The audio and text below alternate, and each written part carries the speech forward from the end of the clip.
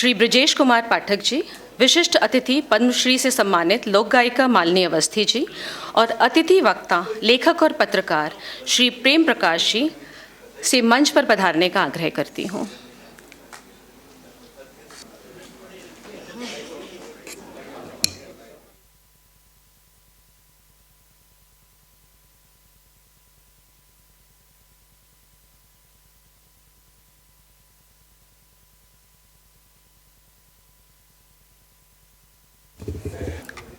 इस कार्यक्रम को आगे बढ़ाने से पहले मैं आप सभी को प्रभा केतान फाउंडेशन का एक छोटा सा परिचय देना चाहती हूँ।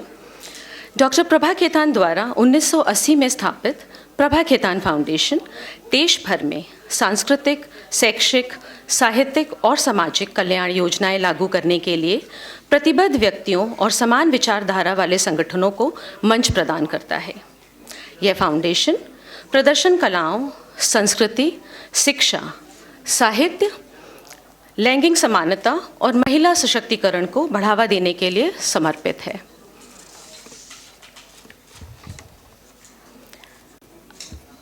फाउंडेशन हिंदी में कलम, अंग्रेजी में द राइट सर्कल, उर्दू, अरबी और फारसी के लिए लफ्ज़, अन्य भारतीय भाषाओं के लिए आखर, पोथी, किताब, कला, संगीत, संस्कृति के लिए सुर और साज और एक मुलाकात जैसे कई कार्यक्रम करता है, जिनका उद्देश्य हिंदी और अन्य भारतीय भाषाओं को सशक्त और लोकप्रिय बनाना है। भारतीय हथकरघा और हस्तकला को बढ़ावा देना पिछले 4 दशकों से प्रभा केतान फाउंडेशन की कोशिश रही है। इसे एक व्यापक रूप देने के लिए हमने भारत के 40 शहरों में क्रॉस सिटी स्मृति चिन्ह भेजने के लिए एक कदम उठाया है। स्मृति चिन्ह के लिए हमने भारत के पारंपरिक हथकरघा और हस्तकला को चुना है, जिसमें हम दूसरे राज्यों के स्थानीय कारीगरों को बढ़ावा देते हैं।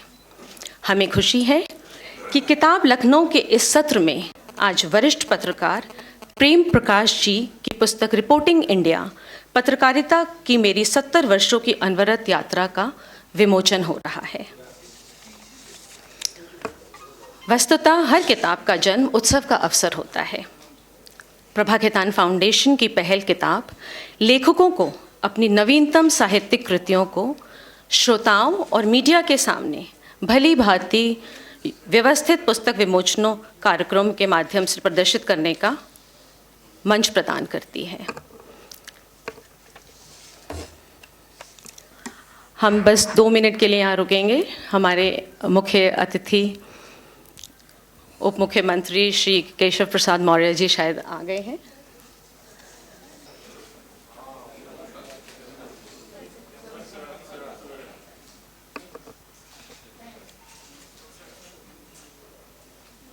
आपका है।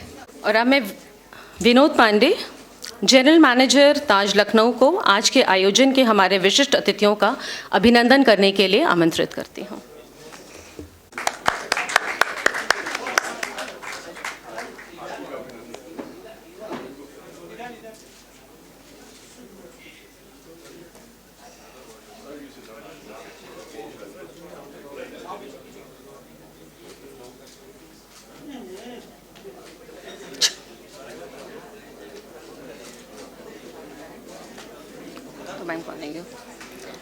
और अब मैं Ehsaas women Lucknow Kanak Rekha Chauhan ji, Madhuri Halwasia ji, executive trustee Prabha Khaitan foundation Anindita Chatterjee, Vinod Pande ji को मंच पर मौजूद अन्य अतिथियों के साथ पुस्तक विमोचन के लिए आमंत्रित करती हूँ।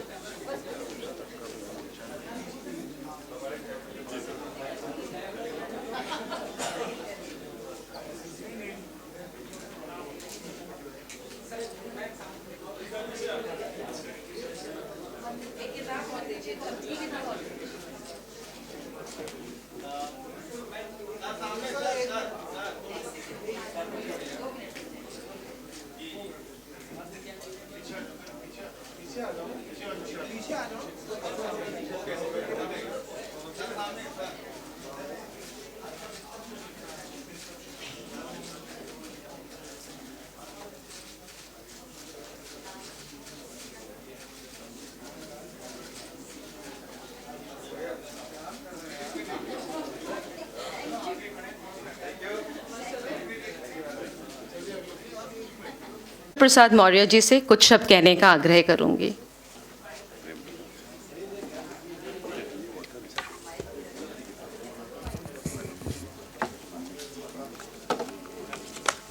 आज का दिन निश्चित तौर से बहुत पत्रकारिता जगत के लिए भी और समाज जीवन के लिए भी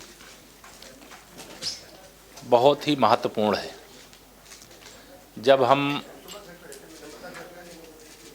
एक छायाकार के रूप में, एक पत्रकार के रूप में देश को ऐसी सूचनाएं उपलब्ध कराने का काम किया जिसे रिपोर्टिंग इंडिया के नाम से अभी जिस पुस्तिका का भी हम लोगों ने विमोचन किया है, आदरणीय प्रेम प्रकाश जी, मैं आपका सबसे पहले तो अपनी ओर से भी उत्तर प्रदेश की 25 करोड़ जनता की ओर से आपका हार्दिक स्वागत करता हूं, अभिनंदन करता हूं और भगवान से प्रार्थना करता हूं कि आपने जो दिशा दिखाई है, यह क्षेत्र बड़ा चुनौतियों से भरा होता है, लेकिन आपने जो दिशा दिखाई है, चाहे वह मैं आपका संक्षेप में ही देख पाया कि चाहे वह आपदा, कोई संकट देश के ऊपर आया हो, चाहे युद्ध की स्थिति रही हो, चाहे समाज जीवन में किसी प्रकार की उथल पुथल रही हो, अनेक घटनाओं को कवर करके आपने समाज के सामने जो संदेश प्रस्तुत करने का काम किया है, उसके लिए मैं आपका जितना भी अभिनंदन करूंगा वो कम होगा।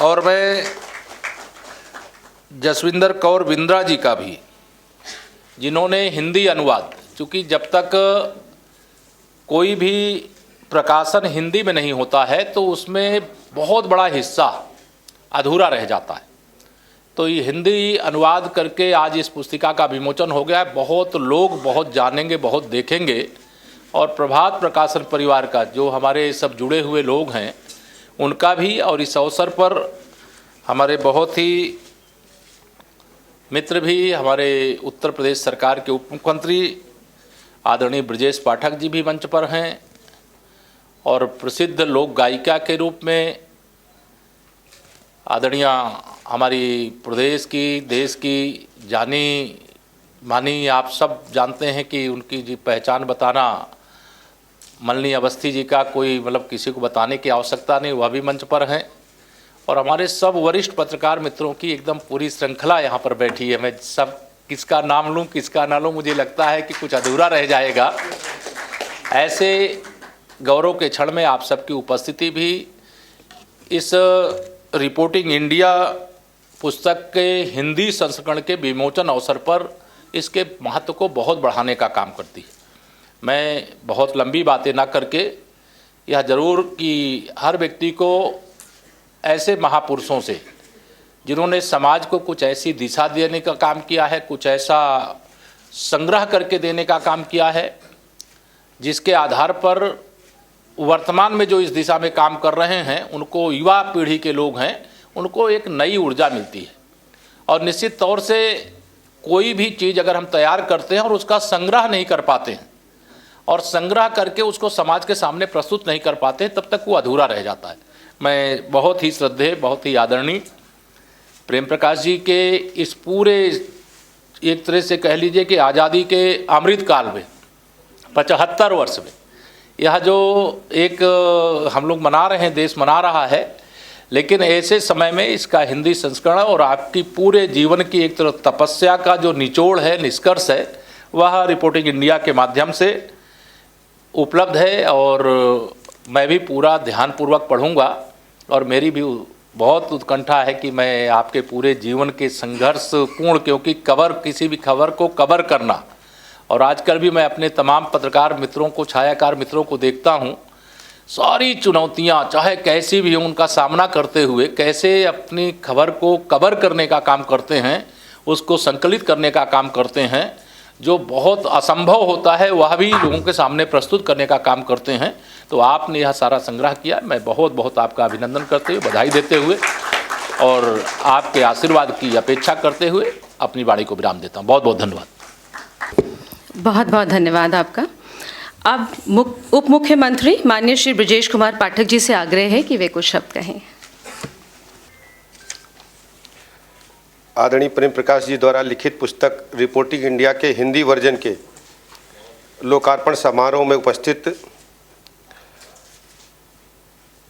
उत्तर प्रदेश सरकार के यशस्वी लोकप्रिय उप मुख्यमंत्री आदरणीय केशव प्रसाद मौर्य जी, उत्तर प्रदेश सरकार के आदरणीय मुख्यमंत्री जी के सलाहकार आदरणीय अवनीश अवस्थी जी, भारत समाचार के संपादक आदरणीय ब्रजेश मिश्र जी, मंच पर आसीन आदरणीय प्रेम प्रकाश जी, आदरणीय पद्मश्री मालिनी अवस्थी जी, आदरणीय हेमंत तिवारी जी, जिनके बुलावे पर हम सबको यहाँ आने का अवसर मिला, ऐसी हमारी बहन कामला हजेला जी,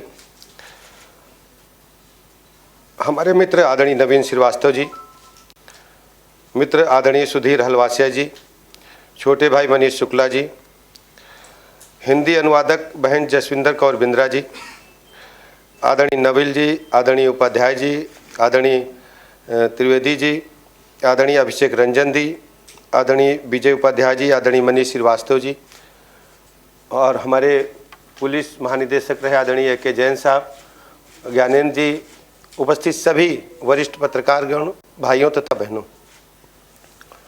फिक्की के भाई बहन भी उपस्थित हैं, उन सब का मैं हृदय से आभार प्रकट करता हूँ, अभिनंदन करता हूँ।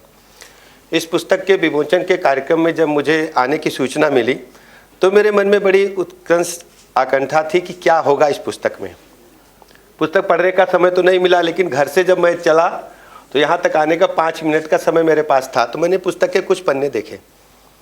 वास्तव में अद्भुत पुस्तक है, और पुस्तक पढ़ते पढ़ते मैं इंट्रो पढ़ ही रहा था तो मुझे लगा कि पुस्तक के अंदर मैं समाहित हो गया हूँ। कॉलेज के दिनों की बात जब लेखक लिखते हैं आदरणीय प्रकाश जी, तो लिखते हैं कि रैंकिंग का ज़माना था और बच के रहने के लिए कहा गया था। और उसमें एक उदाहरण है कि रेस्टोरेंट में सीनियर्स इनको लेकर के गए और कहा कि ऑर्डर करो, पूरा ऑर्डर कराया, खा लिया और बिल थमा दिया, और ये ऊपर वाले का धन्यवाद है कि पैसे इतने जेब में थे आपके कि आपको भुगतान करके आपने अपनी इज्जत बचाई। दूसरा उसमें उदाहरण शानदार क्या था, आप सोचिए कि कितना हम लोगों के लिए जीवन है कि सब कुछ हमारे पास है। मैं लखनऊ जब आया 1980 में, तो मोहन होटल में एक बार मैं रुका, 20 रुपया में कमरा मिलता था, गर्म पानी के गीजर कमरों में नहीं होते थे, तो 98 बाल्टी वेटर लेता था तो गर्म पानी करके देता था नहाने के लिए। और मैं तत्काल इससे जुड़ गया किताब से। उसमें अगली लाइन लिखी थी कि करोल बाग पास में स्नानागार खुला सार्वजनिक, उसमें गर्म पानी का व्यवस्था था, लोग वहाँ नहाने जाते थे।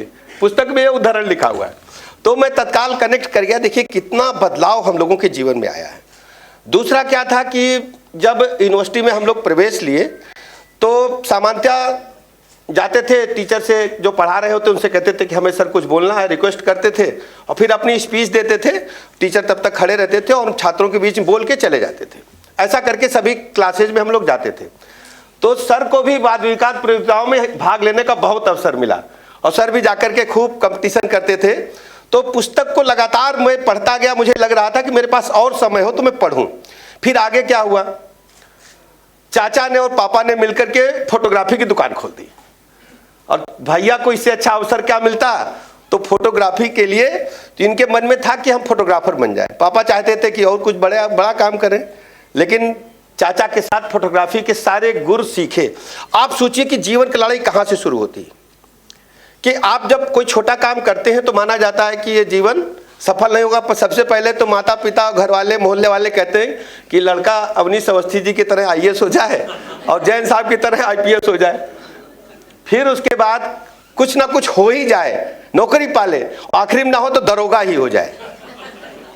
लेकिन सर ने फोटोग्राफर बनने का शौक पाला और वहां से जिंदगी शुरू करते करते करते करते आज मैं कह सकता हूं कि हिंदी जगत में दुनिया का सबसे बड़ा नेटवर्क ANI के रूप में दिया, जिससे केवल दर्शक ही नहीं अखबार नवीस जो चैनल हम देखते हैं वो जिंदा है। ढेर सारे चैनलों को मैं जानता हूं, अगर आपकी फीड ना मिले तो उनकी, भाई हम कुछ कह नहीं पाएंगे, वो सभी हमारे मित्र हैं। क्यों चाचा, सही है ना? ढेर सारे लोग जो हैं हमारे एक मित्र पत्रकार, हमारे ढेर सारे मित्र हैं, तो कह रहे थे कि अब ज़्यादा स्टिंगर और जिले वाइज रिपोर्टर रखने की कोई ज़रूरत नहीं है, हम तो एएनआई से फीड उठा लेते हैं और अपना यहीं से काम चला लेते हैं, बहुत ज़्यादा पैसा लगाने की ज़रूरत नहीं है। आप सोचिए कि आप कितना बड़ा काम परोपकार का कर रहे हैं कि देश और दुनिया को भारत और उत्तर भारत ही नहीं पूरे भारत से परिचय करा रहे हैं। मैं आपको नमन करता हूं, प्रणाम करता हूं, अभिनंदन करता हूं। और आपने कोई छोटा मोटा काम नहीं किया है। हमारा बस चले तो मुझे जानकारी नहीं कि पद्मश्री पद्म भूषण के बारे में, आपके बारे में क्या है, आपको सीधे पद्म भूषण मिल जाना चाहिए। कारण सोचिए, इस देश में शायद ही कोई ऐसा पत्रकार हो जो महात्मा गांधी को कवर किया हो, जवाहरलाल नेहरू को कवर किया हो। और आपने कवर किया, जब आप पहली बैठक में 1946 में पहुंचे तो जवाहरलाल नेहरू जी के साथ में महात्मा गांधी जी वही आधी धोती पहन के आए थे, और महात्मा गांधी जी कद में भी छोटे थे और शरीर में भी छोटे थे। ये किताब में लिखा हुआ है। आप सोचिए, ऐसे व्यक्ति को मैं देख पा रहा हूं, ये हमारे लिए जीवन धन्य है कि मैं ऐसे व्यक्ति को देख पा रहा हूं। और जब मैं पुस्तक पढ़ रहा था तो मैं सोच रहा था कि जरूर ये प्रकाश साहब 90 पार कर गए होंगे, क्योंकि मैं पुस्तक पढ़ते जब उतरा तो मुझे लगा कि कोई बुजुर्ग आदमी मुझे मिलेंगे, लेकिन जब सर को मैंने देखा कि एकदम चौकस अभी मामला, तो हमने ईश्वर को धन्यवाद दिया। ईश्वर को धन्यवाद दिया कि अभी चाचा हम लोगों को आशीर्वाद देंगे और अनुभव का फायदा मिलेगा।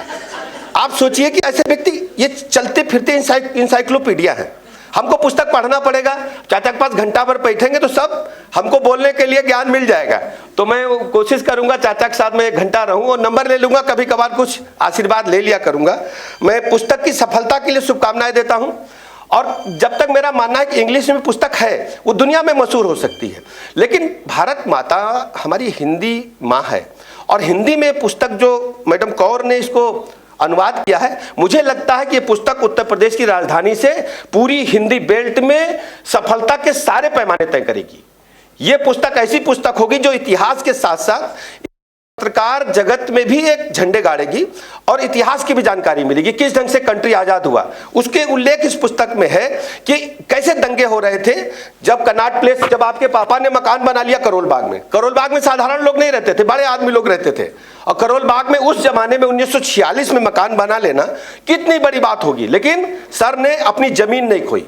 करोल बाग में मकान बना लेने के बावजूद भी अपनी जमीन नहीं खोई। मैं जानता हूं लुटियन जोन में जरा सा जो एक कमरा बना लेता उसका दिमाग ठिकाने नहीं रहता, लेकिन सर ने पूरी तरह से अपने को जमीन से जोड़े रखा और अपने कैरियर में वीडियोग्राफर बनने के बाद उनकी दुश्वारियों को झेलते हुए। देखो, जर्नलिज्म 2 तरीके का है, एक तो है स्पॉट रिपोर्टिंग और दूसरा है डेस्क रिपोर्टिंग और तीसरा है शाम को पहुंच के लिख दिया ज्ञान प्राप्त करके। तो लेकिन वीडियो जर्नलिज्म यह है कि मौके पर जाना पड़ेगा, और सर उस जमाने से मौके पर जाते रहे। मैं सर आपको सल्यूट करता हूं, साधुवाद देता हूं।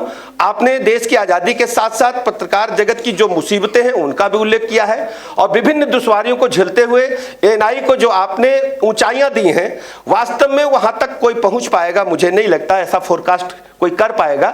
मैं आपकी पुस्तक की सफलता के साथ साथ एएनआई पूरी दुनिया में मशहूर है, और जहां जहां आपने कदम रखे वहां सफलता है। मैं बहुत बहुत प्रणाम करता हूं, और इस कार्यक्रम में मुझे बुलाने के लिए मैं बहन कामना जी का बहुत बहुत अभिनंदन करूंगा कि मुझे सर से मिलने मिलाने का अवसर प्रदान किया। बहुत बहुत धन्यवाद। और अब मैं विशिष्ट अतिथि माननीय अवस्थी जी से आग्रह करूंगी कि वे अपने विचार व्यक्त करें।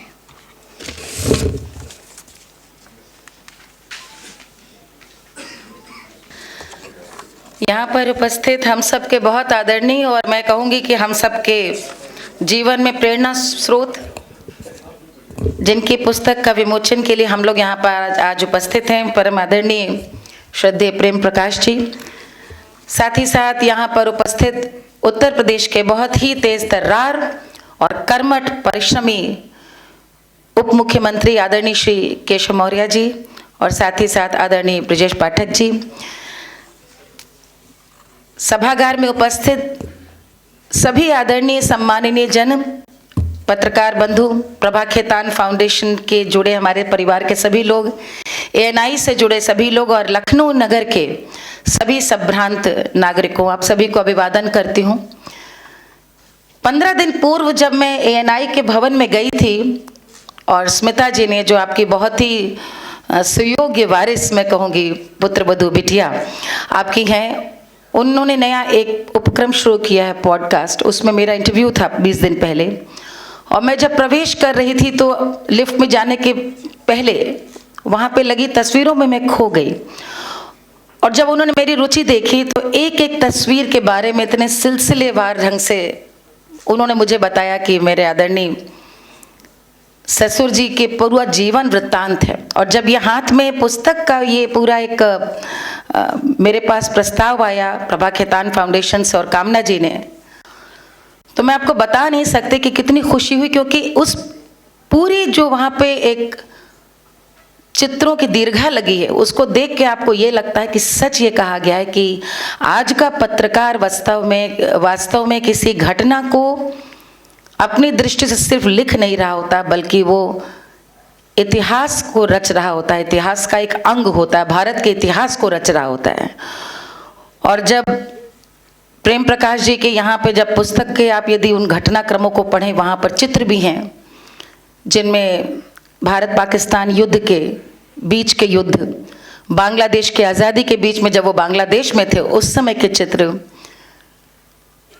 न जाने कई निजी पारिवारिक जहाँ पर कोई नहीं पहुँच पाया, वहाँ पर ऐसे उनके ऐसे पहुँचे हुए स्थलों के चित्र हैं कि आज के युवा को जो शायद बहुत सहज लगता है वो समझ सकते हैं कि आज से 70 साल पहले जब तकनीक भी नहीं थी और जिस समय आज जैसे संचार व्यवस्था की कोई सुविधा नहीं थी, उस समय शायद भारत में इकलौते अपनी तरह के वो छायाकार पत्रकार पहले मौलिक अपनी तरह के थे, जिसको आज आप बोलते हैं कि एक फोटो जर्नलिस्ट, वो पहले अपनी तरह के उन्होंने अपने आप को स्थापित किया। और बहुत मुझे अच्छा लगा कि उन्होंने आगे किताब में खुद लिखा है कि मैं 70 वर्ष के अपने पूरे जो किए हुए जीवन को देखता हूँ तो मुझे लगता है कि मैंने जीवन अपना स्वयं निर्मित किया है, खुद अपना जीवन बनाया। मुझे ये पढ़ के बहुत अच्छा लगा, क्योंकि पूरी पुस्तक उस 70 साल के संघर्ष जिसका शायद आज की पीढ़ी में बहुत साबका है, क्योंकि हम संचार तंत्र सूचना प्रसार के ही आज के युग में रह रहे हैं, लेकिन 70 साल पहले अखबारों से खबरें आती थीं, जो दिखता था वही चित्र हमारे दिमाग में अंकित हो जाता था। उस समय छायाकार की भूमिका जैसी जो उसने छवि ले ली, मुझे लगता है हम सब यदि किसी राजनीतिक व्यक्ति की बात करें, किसी राजनीतिक घटनाक्रम की बात करें, किसी सामाजिक घटनाक्रम की बात करें, हम हमेशा उसको एक उस अमूक चित्र से जोड़ के देखते हैं जो हमने तब अखबार के पहले पृष्ठ पे देखा था। आज बहुत कुछ अलग है, क्योंकि आज सबके पास स्मार्टफोन्स हैं, सबके पास आज खुद ही फ़ोन से सारे तार जुड़े हैं, लेकिन उस समय पूरी पुस्तक में बखान है कि किस तरह से समय पर चित्र को पहुंचना और उस चित्र से पूरे घटनाक्रम की सकारात्मक छवि को जाना। मैं देख रही थी उन्होंने एक जगह बहुत अच्छा लिखा है कि अपने इंग्लैंड में मित्र के यहाँ गए और जिस समय उन्होंने काम शुरू किया, मुझे लगता है कि भारत गुलामी से धीरे धीरे आज़ाद हो रहा था, लेकिन मानसिक गुलामी से न तो विश्व आज़ाद हुआ था न भारत। और 60-70 के दशक में अपने मित्र के यहाँ जब गए तो इनके मित्र ने अपने बच्चों को बताया कि मेरे इंडियन फ्रेंड हैं, वो आएंगे। तो जब ये वहाँ पहुँचे तो उनके मित्रों ने, बच्चों ने बड़ा आश्चर्य प्रकट किया कि ये एक रेड इंडियन नहीं आए, मतलब उस तरह के कपड़े पहनकर क्यों नहीं आए। और जब इन्होंने वार्ता की तो उनको अनुमान हुआ कि विदेश में अभी भी भारत में सपेरों वाला भारत, हाथियों वाला भारत, यही छवि है।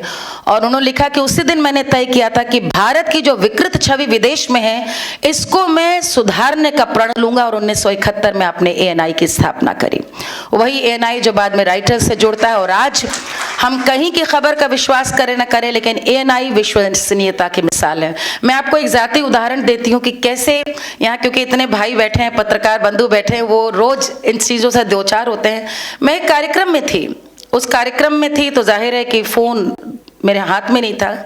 कार्यक्रम करके जब तक गाड़ी में बैठी तो देखा मैं ट्विटर पर ट्रेंड कर रही थी। 4 बरस पुरानी बात है। मुझे बड़ा आश्चर्य हुआ कि ना तो मैंने कुछ कहा ना कुछ हुआ, किस चीज़ को लेकर के। पता चला कि किसी एक बयान को लेकर के मैं ट्रोल हो रही थी, ट्रेंड हो रही थी। और जिस समाचार का मैंने सबसे पहले डिजिटल देखा, मैंने उनके पत्रकार बंधु को फ़ोन किया। उन्होंने कहा मैंने तो उनसे लिया, वो चला रहे थे उनसे लिया। मैंने उनको फ़ोन किया और यहाँ पतिदेव बैठे हो, जानते किसकी बात, कहाँ की बात हो रही है। मैंने उनको फ़ोन किया तो उन्होंने कहा कि नहीं, ये टेलीविज़न चैनल नहीं, ये तो हमने देश के एक बहुत विश्वसनीय अखबार के न्यूज़ पोर्टल से लिया। हमने उनके मालिक से बात कर ली, क्योंकि हम उनके यहाँ भी डांडिया करके आए थे कार्यक्रम में भोपाल, इशारा समझ गए, वहाँ फ़ोन किया।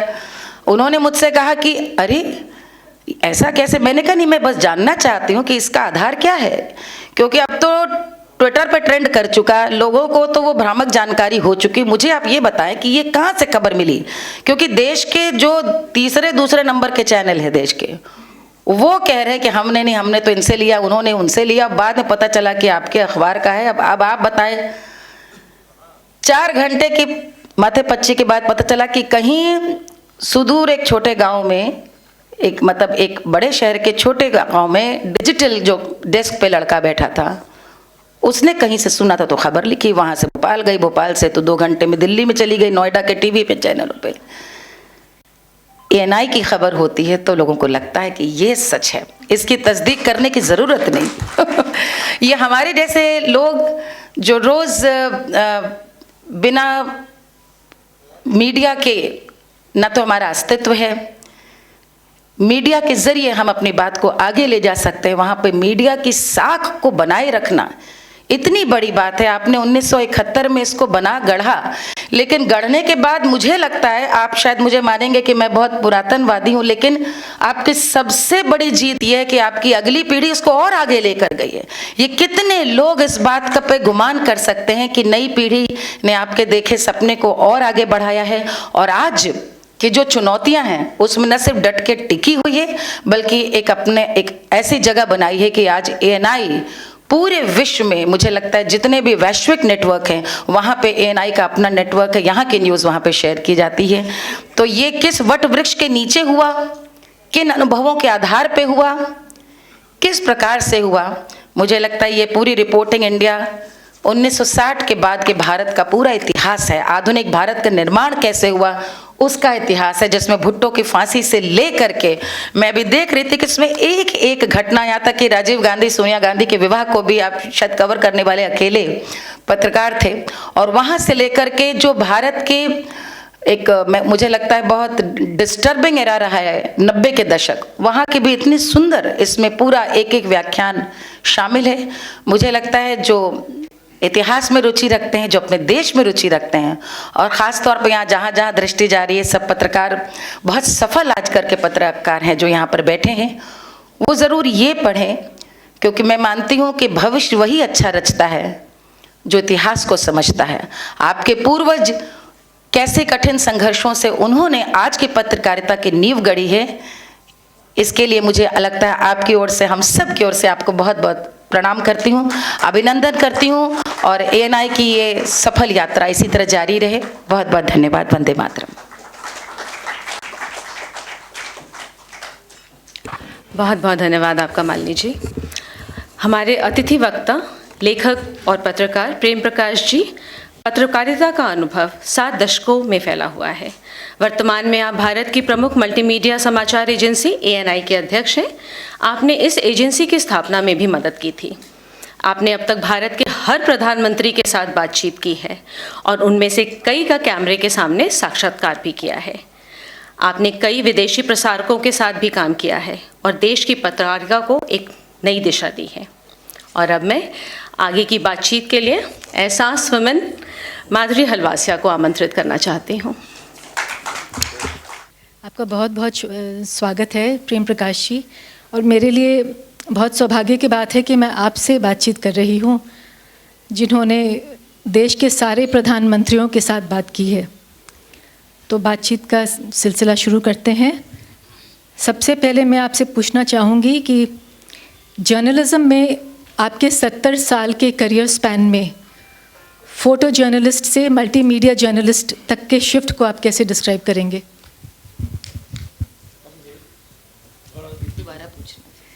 जर्नलिज्म में आपके 70 साल के करियर स्पैन में फ़ोटो जर्नलिस्ट से मल्टीमीडिया जर्नलिस्ट तक जो शिफ्ट आया है उसको आप कैसे डिस्क्राइब करेंगे? बात यह कि ज़िंदगी चेंज होती रहती है, ऐसे बदली है टेक्नोलॉजी कि जो चीज़ें आज से 70 साल पहले थी दिन ब दिन बदलती गई। और अगर आप उसके साथ नहीं बदलेंगे या उससे आगे नहीं रहेंगे तो मार खा जाएंगे। सो व्हाट स्टार्टेड कि 35 मिलीमीटर में थी या स्टिल फोटोग्राफी में थी, फिर 16 मिलीमीटर की फिल्म आई, फिर 16 मिलीमीटर की कलर फिल्म आई, फिर उसके साथ मैग्नेटिक टेप लगा, फिर मैग्नेटिक, तो क्या से क्या नहीं हुआ। तो आज तो सीधे एवरीथिंग इज सो सिंपल।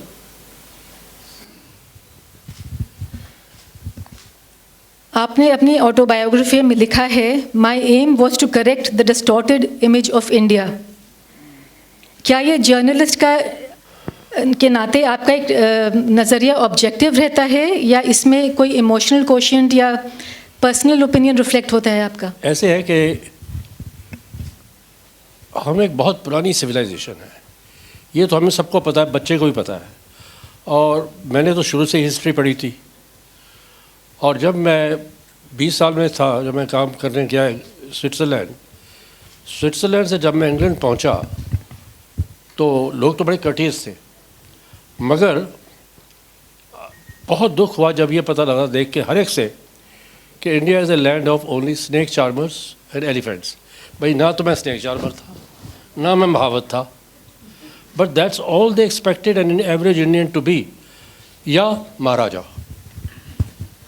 क्योंकि उनके दरमियान महाराजा थे। हालांकि 1952 तक तो ख़त्म हो चुका था, मगर अभी तक नशा था उनको कॉलोनियल इरा का कि हिंदुस्तान एक इसी चीज़ का मुल्क है, स्नेक चार्मर्स, एलिफेंट्स और maharajas. I then took an oath virtually, not that I went to some temple and took an oath, but I decided कि स्वर्ग देखने के लिए तो खुद मरना पड़ता है, that I will make sure that I work towards something कि हिंदुस्तान की इमेज को ठीक किया जाए। आज मैं आपसे ये कह सकता हूँ नहायत खुशी से कि ANI की बदौलत दुनिया भर की चैनल्स रिसीव करती हैं मटेरियल जो यहाँ से जाता है। We do it. सो जितनी इमेज ठीक हो सकती है वो है। जो पॉलिटिकली करें उसका तो मेरे पास जवाब नहीं। उसका तो जवाब जयशंकर जी ने दबा के दिया अभी हाल में कि West will have to live with our view just as we are living with their view on Pakistan. वो तो बात अलग है, मगर इतना मैं कह सकता हूँ आपको कि हर एक को ये फ़ैसला करना चाहिए ज़िंदगी में कि मुझे क्या करना है। और मैंने उस वक्त ये फ़ैसला कर लिया था कि ये इमेज बाहर वाला कोई ठीक नहीं करेगा, क्योंकि उस वक्त मैं देखता था कि पंडित जी की भी या औरों की भी कोशिश ये होती थी कि फ़ॉरेन कॉरेस्पॉन्डेंट्स को कहें कि ये अच्छा है, ये अच्छा है। अरे छोड़िए, ये तो हमें खुद करना पड़ेगा। तो किया। आपने नेहरू जी से लेकर नरेंद्र मोदी जी के टेन्योर तक काम किया है।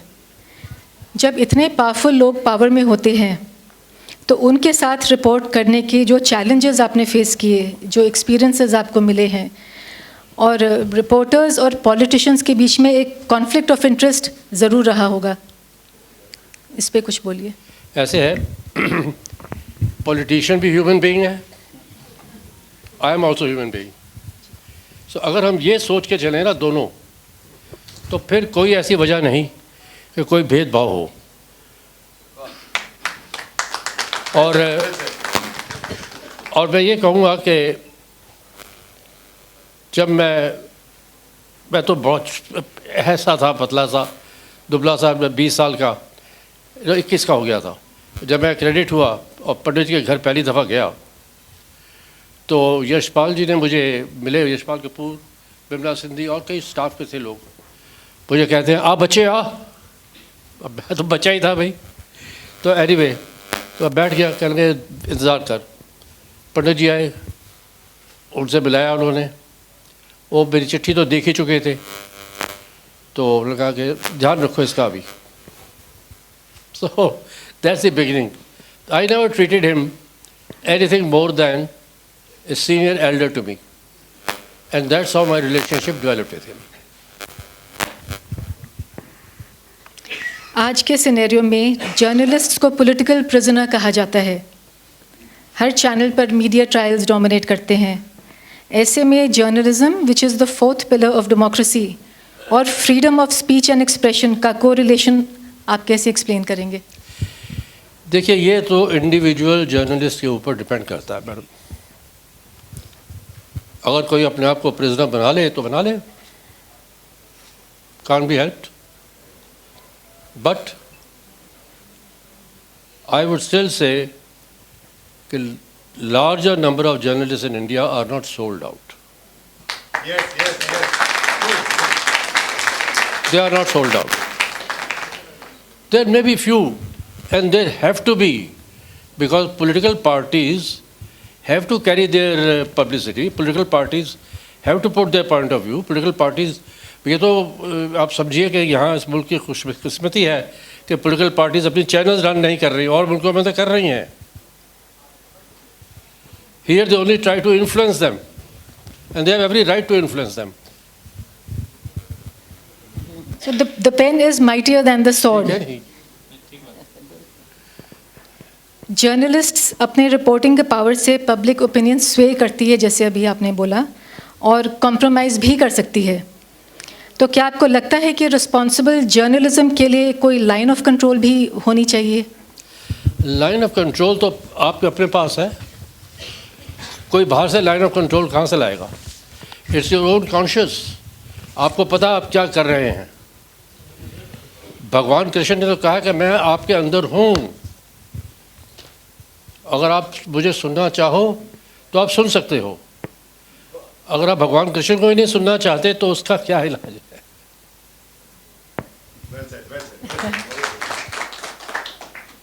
सर, मीडिया एक हाईली कम्पिटिटिव फील्ड है और लोगों का अटेंशन स्पैन कम होता जा रहा है। आप किस तरह से चेक्स एंड बैलेंसेस रखते हैं न्यूज़ की ऑथेंटिसिटी और क्रेडिबिलिटी को बरकरार रखने के लिए?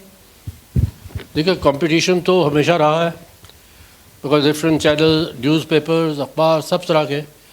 मगर इसमें जो चीज़ असली है ऑथेंटिसिटी की, हमारे एडिटर्स हैं, वो देखते हैं कि क्या रिपोर्ट आई है, फैक्ट क्या है। वी डोंट, ऐसे कोई नहीं होता कि बगैर किस चेक किए हुए कोई चीज़ निकल जाए। हो जाता है कि एक दफ़ा क्या हुआ कि एक साहब हमारे दफ्तर, आज की बड़ी पुरानी बात है ये, आ गए रात के कोई 11 साढ़े 11 बजे। उन्होंने कहीं अट्टी सट्टी लगा रखी थी किसी और सब एडिटर के साथ अखबार के, और वहाँ से निकाल दी एक story, in the absence of our own duty editor, निकल गई। मैं लंदन में था, मुझे अडवाणी जी की टेलीफोन आई, प्रेम जी ये क्या हुआ? मैंने कहा जी क्या हुआ, मैं तो लंदन बैठा हूँ। तो पता लगा, तो मैंने उन्हें टेलीफोन वापस की। जब मुझे सारी रिपोर्ट मिली, मैं कहा हुजूर वो आप ही का आदमी है, ये नाम है और ये हरकत की है उसने, अब आप देख लीजिएगा। सो ये वाक़यात तो हो जाते हैं। मैं नहीं कहूँगा कि नहीं हो सकते, कि मेरे साथ हमारे यहाँ हो गया एक दफ़ा, which was a lesson for us. कभी रात को भी don't allow them to be so free, that's it.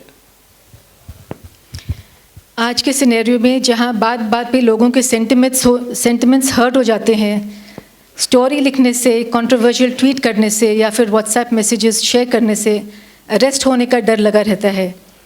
ऐसे में जर्नलिज्म का फ्यूचर क्या है? देखिए, सोशल मीडिया तो एक बड़ी ही इर्रेस्पॉन्सिबल चीज़ हमारे सामने आ गई है, जिसमें कि सड़क पे हर चलता हुआ इंसान अपने आप को जर्नलिस्ट कहने लग गया है, या जर्नलिस्ट ना भी कहे, उसके पास एक आ गया है हथियार, चाहे वो ट्विटर का है, चाहे किसी चीज़ का है, कोई बकवास लिख देने का, which is a dangerous thing. I mean lot of effort is being made कि इसको किस तरह कंट्रोल किया जाए। ये मुसीबत है। सोशल मीडिया इस वक्त इसका इस्तेमाल भी हो रहा है, इस्तेमाल इन द सेंस के पॉलिटिकल पार्टीज उसको पूरा इस्तेमाल कर रही हैं। अब पॉलिटिकल पार्टी से जब इस्तेमाल करेंगी तो और भी लोग करेंगे, बिजनेस वाले कर रहे हैं। तो आई एग्री विद यू कि it is a big challenge, but main media still dominates. Sir, आपके इतनी लंबी जर्नी में आपने कई ऐतिहासिक क्षण देखे हैं, तो कोई एक हिस्टोरिकल मोमेंट के बारे में बताएं जो आपके हिसाब से मेजर टर्निंग पॉइंट रहा है इंडियन हिस्ट्री में। बात यह है कि हिंदुस्तान की जर्नी, मेरी जर्नी क्या, हमारे इस मुल्क की जर्नी इतनी लंबी है कि एक पहला हिस्टोरिक पॉइंट जिसमें हमने पूरा सबक सीखा, और ऐसा सबक सीखा कि हम आज तक तैयारी कर रहे हैं, वो था 1962 की सेला के ऊपर जंग। क्योंकि उससे पहले जो मुसीबत थी हमारे ऊपर आई, वो 1965-66 के अंदर बिहार में फैमिन की पॉसिबिलिटी थी, मगर दाद देनी पड़ेगी इंदिरा जी की गवर्नमेंट को, उस वक्त के अफसरों को, कि उन्होंने किसी को मरने नहीं दिया। अगर अंग्रेज़ की हुकूमत होती तो 40-50 लाख या 1 करोड़ आदमी मर जाते।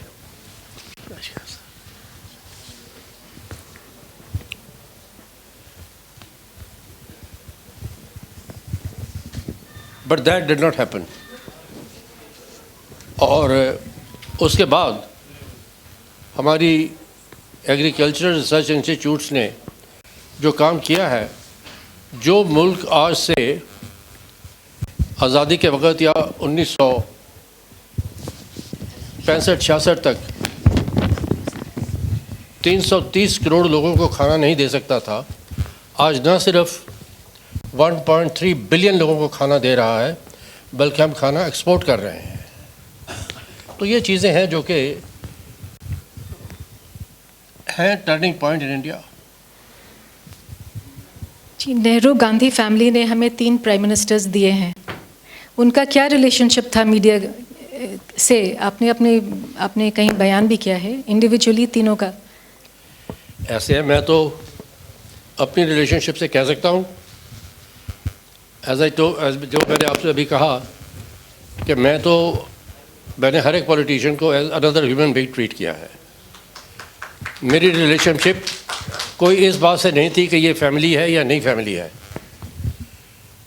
वो प्राइम मिनिस्टर दिए, मगर मेरी रिलेशनशिप आप देखिए कि 1975 में इमरजेंसी लगी, मेरी पर्सनल रिलेशनशिप तो इंदिरा जी से बहुत अच्छी थी। ये मैं नहीं कहूँगा कि मेरी रिलेशनशिप कोई ख़राब थी, मगर मुझे 3 महीने के लिए हिंदुस्तान से बाहर जाना पड़ा, क्योंकि मुझे टेलीफोन आ गई एक दिन चीफ सेंसर ऑफिसर की कि प्रेम, हम लोग मिले नहीं बहुत अरसे से, तो कल दोपहर को खाना इकट्ठे खा ले। मैं कहा हाँ जी आ जाऊँगा। मैं गया मिलने। मैंने पढ़ते उससे पूछा कि Harry, his name was Harry डिपेना, कि Harry, how come you have been here now for more than 4 months, आज सडनली मुझे लंच पे बुला लिया। एक प्याला चाय तो पिया था हमने जब आप आए थे। कहने लगा कि प्रेम, यू हैव गेस्ड राइट, कि मैं ये चाहता हूँ कि आप फ़ौरन यहाँ से गायब हो जाएं। तो मैंने कहा भाई मैंने क्या किया, मैं क्यों गायब हो जाऊँ? कहने लगे कि यही तो मुसीबत है कि ना आपने कुछ गलत किया है, ना आपके लोगों ने कुछ गलत किया है। आपकी तमाम स्टोरीज सेंसर के पास आई हैं, आपने क्लियर करवाई हैं, हमें बाहर से भी कोई रिपोर्ट गलत नहीं मिली। हालांकि वही रिपोर्टें थी बाहर वाली जो कि दूसरे जर्नलिस्ट जो काम नहीं कर रहे थे या जिनमें हिम्मत नहीं थी, वो जाके वीसी शुक्ला जो उस वक़्त के इंफॉर्मेशन मिनिस्टर थे, उनका कान भरते थे और हैरी ने कहा कि वीसी शुक्ला कह रहे हैं कि प्रेम प्रकाश को गिरफ्तार करो, मैंने अभी तक नहीं किया, अब आप मेहरबानी करो और गायब हो जाओ। मैं कहा कहाँ गायब हो जाऊँ, मैं बाहर ही आ सकता हूँ। I said how soon? कहता लाइक यस्टरडे, लाइक यस्टरडे। आप ये देखिए कि उस ज़माने में एयरक्राफ्ट का टिकट लेना मुश्किल था। हिंदुस्तान के पास पैसे ही कहाँ थे, बेड़ा गर्क कर दिया था। एयरक्राफ्ट का टिकट लेने के लिए पी फॉर्म भरना पड़ता था, रिजर्व बैंक से परमिशन लेनी पड़ती थी, मगर उसने सारा कर करा के मुझे करवा दिया रातों रात ही। And I had to leave the country. So that's the answer to your question about my relationships. Sir, after such a successful book reporting India, अब आप किस प्रोजेक्ट पे काम कर रहे हैं? Come again. रिपोर्टिंग इंडिया किताब के बाद, ऑटोबायोग्राफी के बाद, अब आप कौन सी किताब लिख रहे हैं? मेरी अगली किताब होगी अफ़गानिस्तान के बारे में। Afghanistan quest for peace, road to Wars.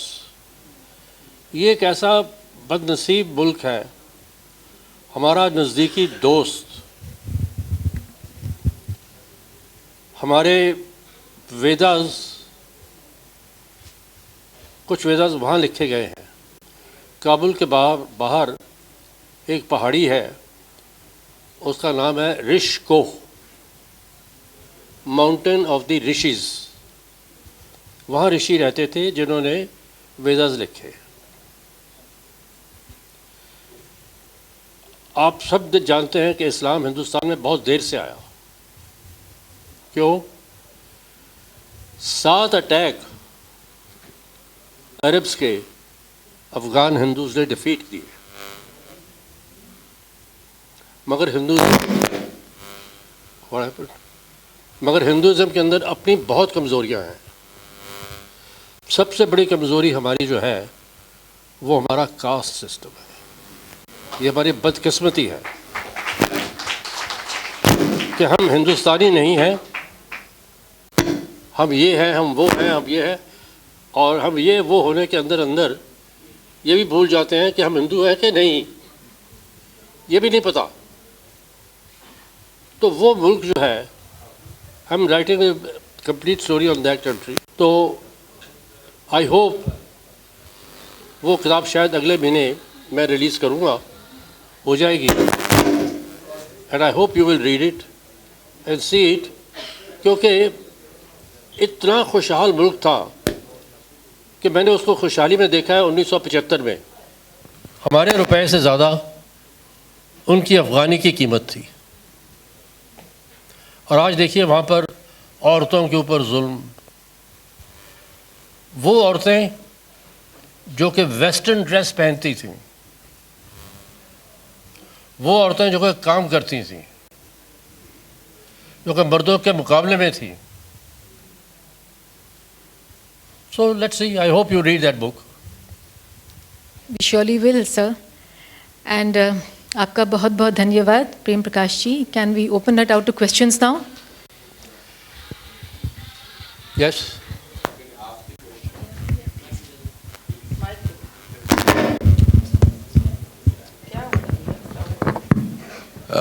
Mr. Prem Prakash ji, हाँ जी। my salute to you. I am DB Prashad. I am from the SBI. You have seen all the prime ministers, and one question, my question to you, right from Pandit Jawaharlal Nehru to Shastri ji, to Atal ji, to Dr. Manmohan Singh, to President Prime Minister Narendra Modi, all of them have been very, very honest, and they tried their best. Still, why so much of corruption in the country? We are very high on the corruption interest. Why these powerful leaders, well-intentioned, could not rout it? उसका जवाब भी है। देखिए ऐसे है कि अंग्रेज़ जब गए थे, वो हमें इतना गरीब नहीं छोड़ के गए थे। गरीब मुल्क था, मगर मार्केट इकॉनमी थी हमारे कंट्री के अंदर। ये अलहदा बात है कि हम चीज़ें नहीं बनाते थे, मगर 1 रुपए की कीमत उस वक़्त डॉलर से ज़्यादा थी।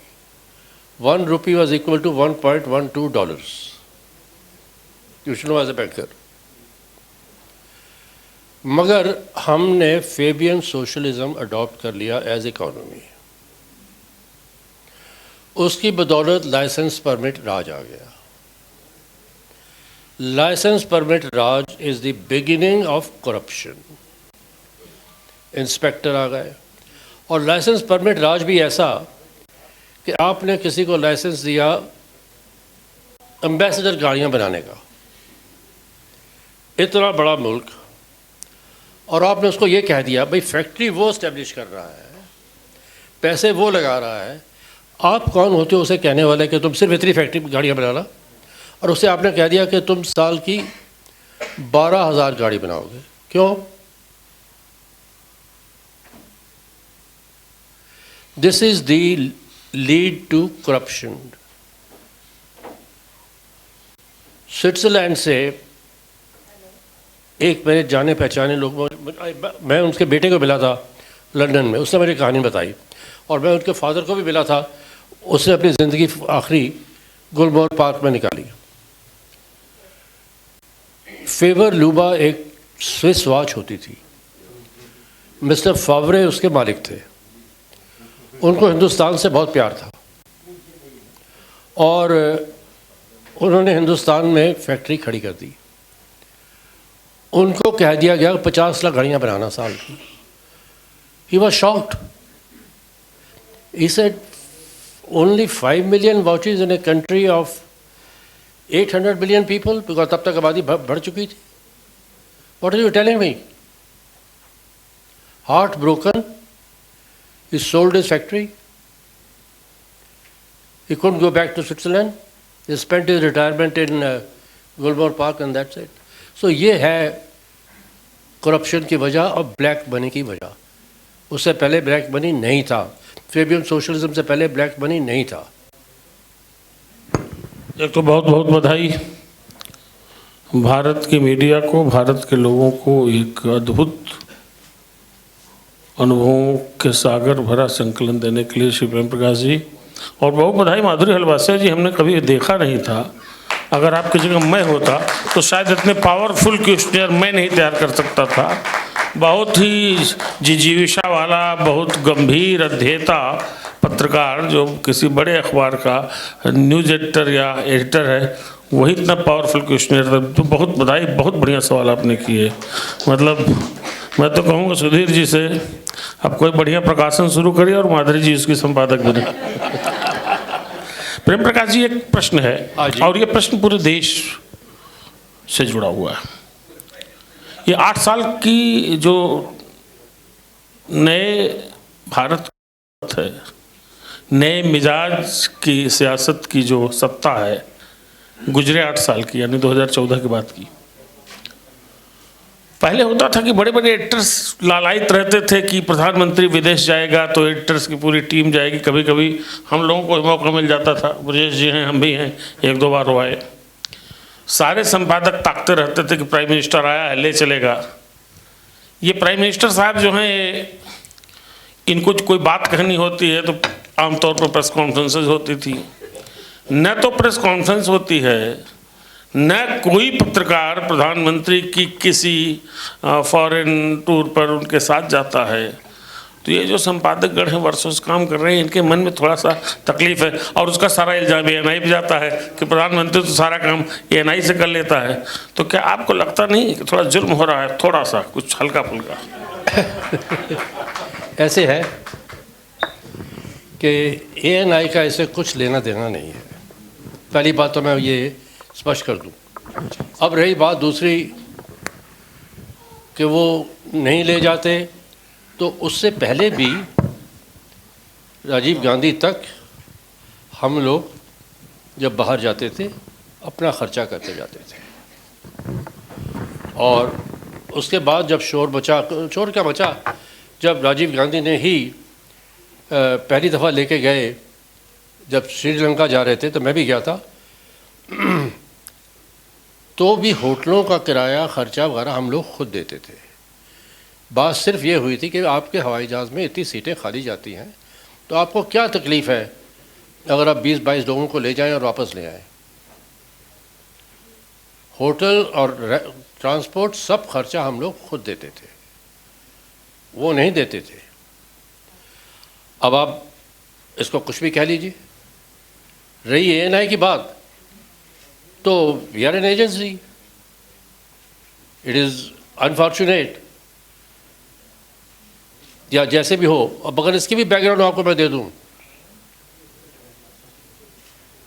पहली दफ़ा जब स्मिता इंटरव्यू करने गई थी,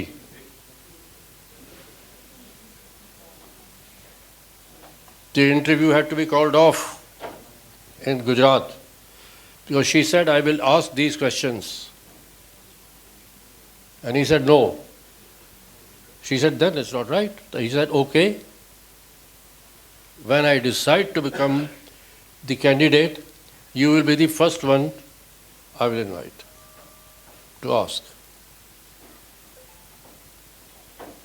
So, it's not that she didn't have to walk out. ANI has no special relationship with anybody. It remains independent as it is. Anything more?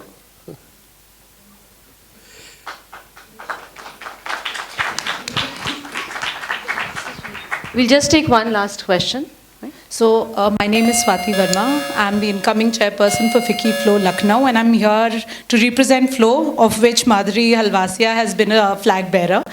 और मेरा इतने बड़े सवालों के बाद एक बहुत छोटा और निजी सवाल है कि आपके लिए you've covered so many politicians and so many dignitaries of the country, which has been the easiest person, who has been the easiest person to interview, the most entertaining and the easiest, and who has been the most difficult interview, and how did you deal with that situation? But it's a very tough question. अब मैं किस को क्या कहूँ, क्योंकि they were all very kind to me. They were all very kind to me. But one person whose company I always enjoyed, although you can't say that I'm sitting with Prime Minister, I'm enjoying his company, no.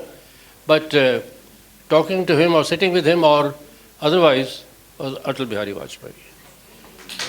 He was a poet. He was a poet. He was a poet. तो हम लोग थे वहाँ बाली, तो अटल जी एक पहाड़ी है जहाँ से इंडियन ओशन और पैसिफिक ओशन मिलते हैं। तो मैं पीछे खड़ा था, तो मैंने प्रेम प्रकाश इधर आओ, अपने साथ कुर्सी लगवाई, मैं बैठा, कहते देखो सामने संगम। See, there is a poet in him and also politician in him. The question of Indo-Pacific relationships. He was in Bali. इतने लोग आए, हमने बाली के हिंदुओं के लिए भी कुछ नहीं किया था. So I would say, apart from listening to his poems sometime, which would immediately quote something, he was the finest person at a personal level.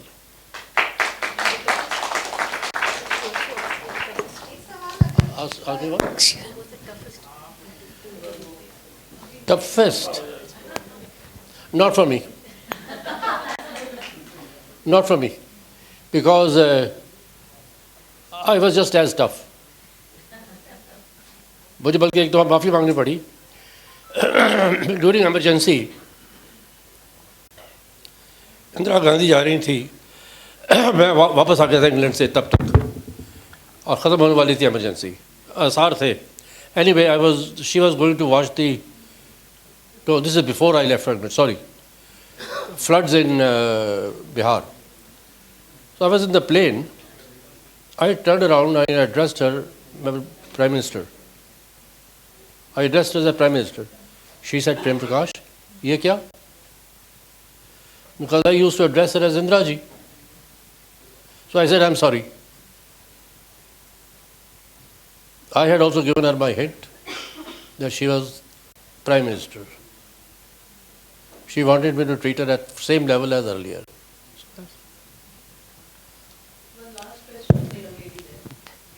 Good evening, sir. So Good. first of all, it's an honor to be in your company and to hear you speak. You're a legend, and I'm so happy to be here.